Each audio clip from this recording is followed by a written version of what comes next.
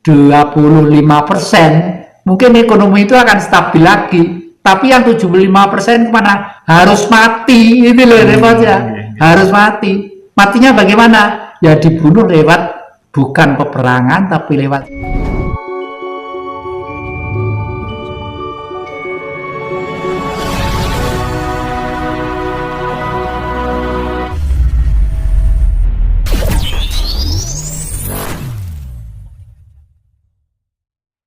sebenarnya kalau menurut hemat saya, ramalannya yang Prabu Jayabaya yang tidak bisa digubah itu adalah garis besarnya ada di Ramayana dan Mahabharata. Ya. Ramayana dan Mahabharata. Ketika Ramayana itu bangsa ini dikuasai oleh ratu atau kekuasaan yang sangat menindas. Kalau bahasa modern adalah imperialisme dan kapitalisme. Nah, oleh karena itu Dewi Sinta sebagai istrinya Prabu Rama digambarkan dicuri di Alengka. Dicuri di Alengka, di sana ditahan ya. Terus waktu itu Prabu Rama menyuruh delegasi untuk mengambil Dewi Sinta dari yang dicuri Rahwana tadi itu. Rahwana itu apa? Rah itu darah, Wono itu hutan. Jadi raja, kelihatannya kekuasaan, pemerintahan, tapi pemerintahan yang berpihak pada kapitalisme dan imperialisme. Semua delegasi gagal, Anggota gagal, Anila gagal, Sugriwa gagal. Yang berhasil itu justru Anoman Kethek Putih, Anoman Anjani Putra. Nah, itu sebenarnya Anoman itu adalah kekuatan gaib dari sosok persenyawaan laki dan perempuan, tapi tidak real menjadi manusia. Ini banyak deh, banyak.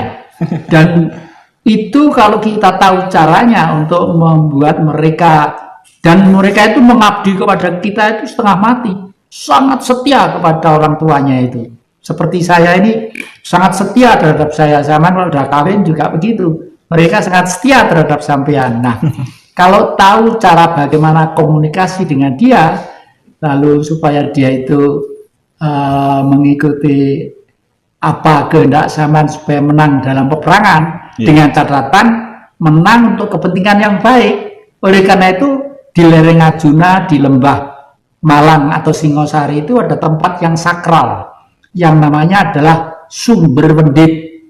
Berada ya kali Wendit kira-kira sekitar 5 atau 3 kilo dari sini. Itu sumbernya besar. Disitulah tempat himpunan kera-kera, ketek-ketek. Dulu tuh di Malang ada anak nakalmu, pancen keturunan Wendit itu dianggap keturunan ketek. Padahal kera itu suci. Digambarkan putih seperti Anoman itu. Kera itu punya sosial kesahabatan yang bagus sekali. Kalau ada temannya meninggal, itu dikubur bersama-sama. Dikubur bersama-sama, lalu ditimbun begitu. Setelah itu mereka itu beberapa hari ada di pohon-pohon di atas, melekan mungkin kalau sekarang mungkin kalau manusia apa tahlilan, oke gak ngerti ya. Coba di sana ya foto susah gitu seperti orang nangis melihat temannya tadi itu. Jadi sebenarnya trah pendit itu adalah trah manusia suci. Nah, ini ada di situ, ya. Di situ lalu dipelintir juga oleh penjajah pada waktu itu. Lalu ada di Ngujang, Tepati Ketek, Ngujang Tulungagung. Tetapi leluhur kita masih pintar juga, lalu membuat pusaka yang namanya kujang, yang dipakai oleh orang-orang Sunda Wiwitan di Jawa Barat sana. Kujang itu termasuk pusaka kuno yang menjadi andalan dan piandelnya para satria-satria di Jawa ini. Nah, ramalan yang Jayabaya itu yang ada di pagelaran wayang kulit, ya, bahwa nanti suatu saat di zaman lahirnya Parikesit adalah yang bisa mengetahui itu adalah Baladewa. Baladewa, Prabu Balarama atau Baladewa itu kakaknya Krishna, ya. Kenapa kok Baladewa? Bala itu konco, dewa itu gaib. Hanya manusia yang hidup di tengah-tengah dan bersama dengan gelombang gaiblah yang nanti bisa sempat melihat lahirnya latihan Ratu Adil. Dan Ratu Adil itulah Satrio Piningit. Ya. Ratu Adil itu apa? Ratu Adil ini dibawa oleh Bung Karno sebagai ideologi negara yang namanya Pancasila. Masuk. Ya. Namanya Pancasila. Lah terus Pancasila ini kenapa kok Bung Karno percaya betul bahwa Pancasila itu masuk disenangi orang sedunia? Karena orang sedunia itu sebenarnya sudah berpancasila. Entah itu Amerika, entah itu Eropa, entah itu Cina, entah Afrika. Karena apa? Semua manusia itu mempunyai getaran sifat 5. Mempunyai angan-angan, mempunyai pikiran, mempunyai tutur kata, mempunyai pribadi, dan mempunyai pergaulan.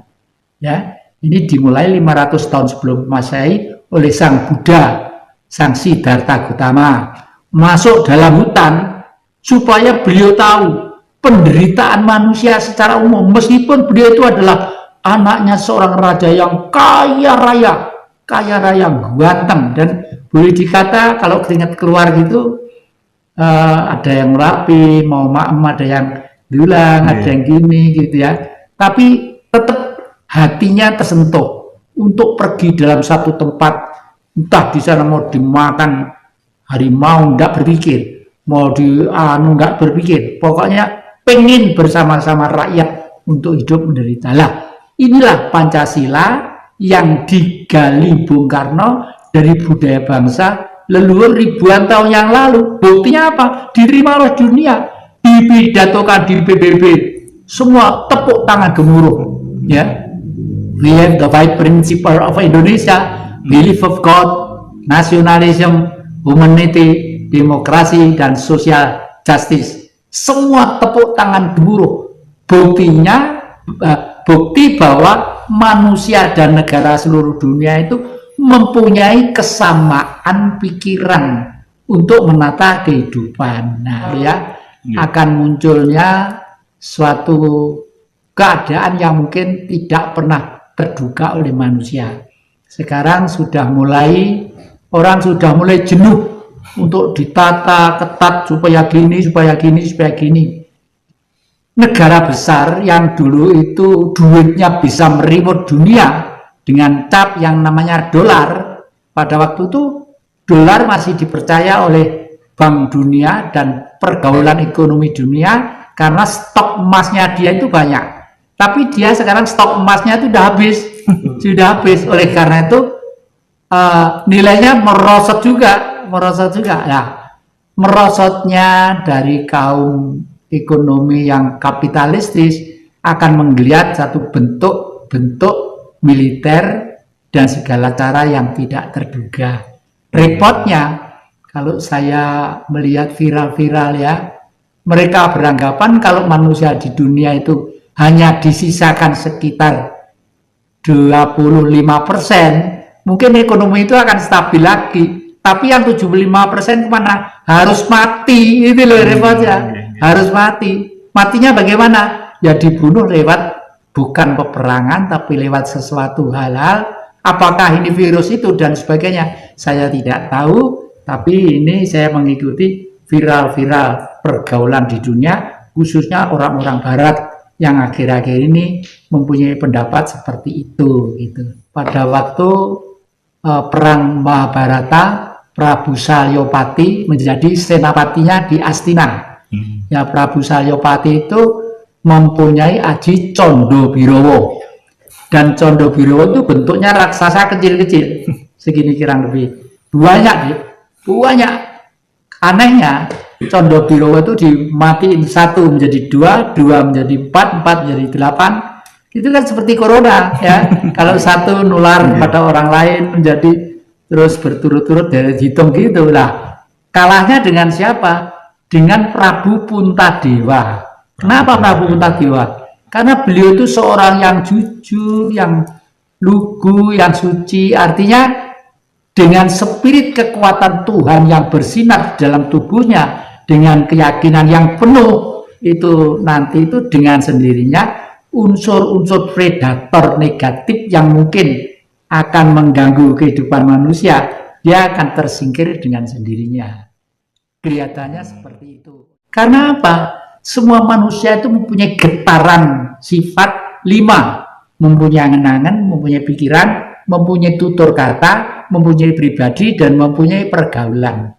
Ya, ini dimulai 500 tahun sebelum Masehi oleh Sang Buddha, Sang Siddhartha Gautama, masuk dalam hutan supaya beliau tahu penderitaan manusia secara umum, meskipun beliau itu adalah anaknya seorang raja yang kaya raya ganteng, dan boleh dikata kalau keringat keluar gitu ada yang ngurapi, mau maem, ada yang dulang, ada yang gini gitu ya.